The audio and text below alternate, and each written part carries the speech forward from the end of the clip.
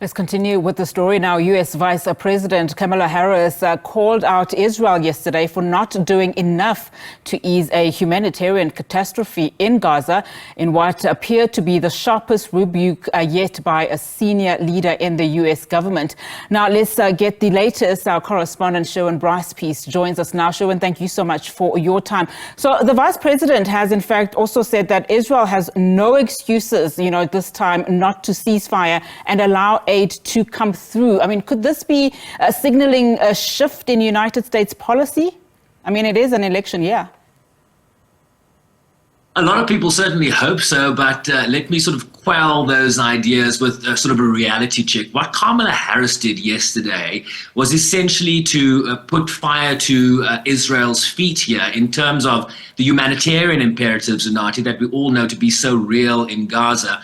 But what she did do was only affirm what the United States, Qatar, and Egypt have been working on for weeks, if not months now, in terms of a new ceasefire deal for the release of all the hostages that will also see Palestinian prisoners released in that deal. She's not calling for a permanent ceasefire, which is kind of what the efforts were at the United Nations under the auspices of Algeria.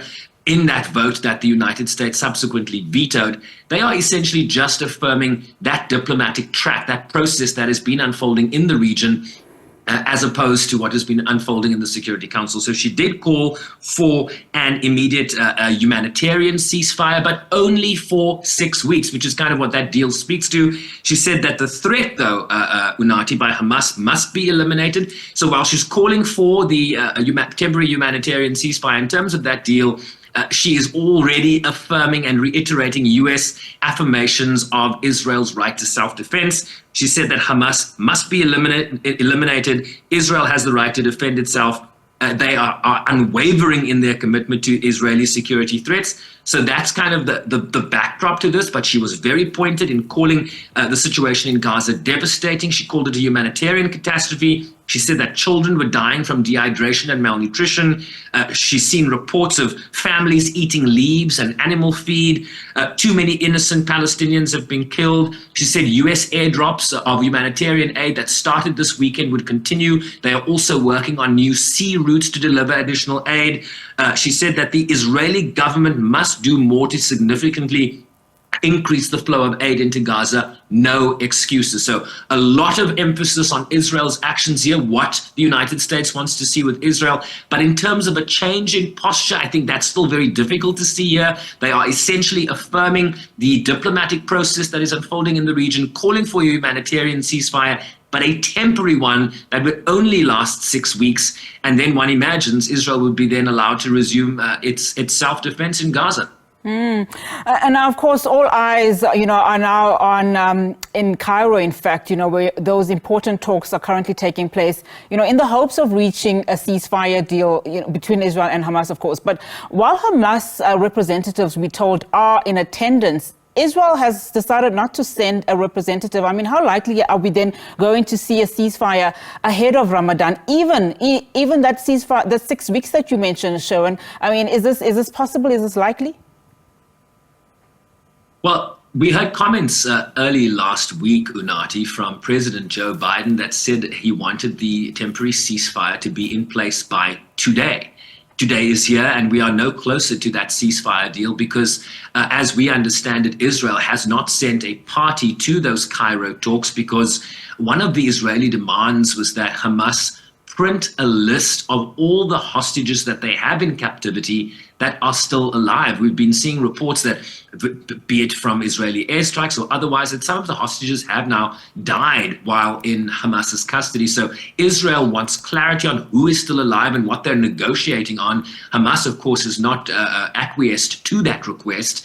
And so the Israelis have boycotted the talks. The United States, of course, is still pushing. They want to see a ceasefire in place here before Ramadan. But also, let me tell you that what is playing itself out, Unati, today at the United Nations is the US has to go before the General Assembly. In just a few minutes, that process will start, where they have to go and explain why they deployed the veto in the Security Council. This is a resolution that was passed by the General Assembly in April of 2022, that if a permanent member uses a veto in the Security Council, they must then go before the General Assembly to go and explain themselves. And I can tell you, the United States will start speaking, the state of Palestine, Israel will follow, but countries are going to offload here on the United States because they believe the US posture has been an impediment to getting a ceasefire deal in Gaza. The US, of course, will focus on their diplomatic efforts in the region. They push for this temporary ceasefire, but certainly a little political theater that will play itself out in the General Assembly later this morning.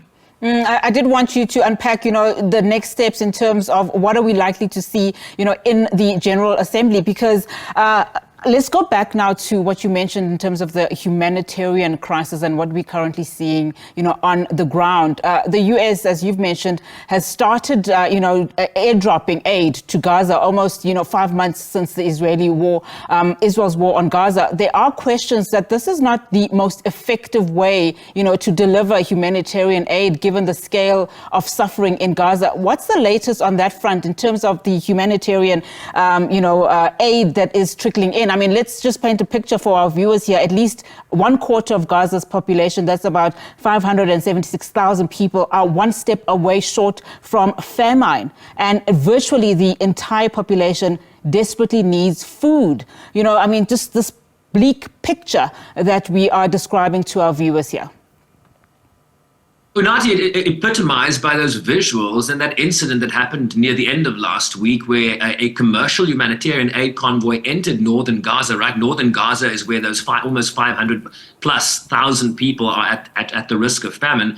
Remember, it's one of the first areas that the IDF went into, and that's why everybody moved south to Rafah, where there's, of course, a big humanitarian concern. Were the Israeli Defense Force to move in as they have proposed in terms of trying to eliminate Hamas. But that attack on the convoy that we saw last week, the desperation that unfolded when food and aid was reaching very desperate, hungry people, and you saw the chaos that enveloped. So this is a very acute situation. The United Nations has had to suspend the World Food Programme, has had to suspend aid deliveries, aid convoys in northern Gaza, because there's been a breakdown in law and order. No one is policing the situation in Gaza. There is a lot of chaos. And so for humanitarian convoys to go in, they're not only concerned by the bombardments and the rocket fire and the continued military operation, they are concerned by criminal elements now that have infiltrated Gaza, because there is no semblance of law and order in the enclave anymore. So the very structures and strictures that create and manage a society anywhere has fallen apart in Gaza. And so that makes the humanitarian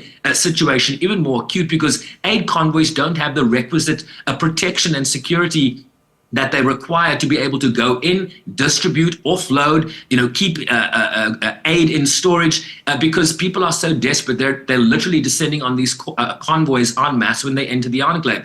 So it's a very acute situation. Kamala Harris, in her remarks yesterday, talked about there must be new border crossings opened. We need land access into Gaza. And so these airdrops are not ideal. The US is talking about new sea routes, right? Gaza is bordered by the Mediterranean Ocean.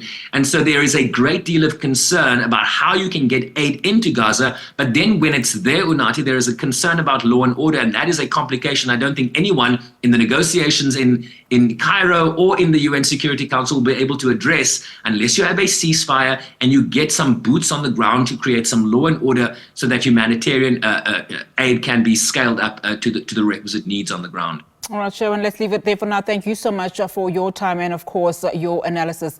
Sherwin Bryce-Pease there, our correspondent. Of course, the acute situation in Gaza, so much so compelling the U.S. Vice President Kamala Harris calling out Israel yesterday for not doing enough to ease the humanitarian catastrophe, as she called it, in Gaza.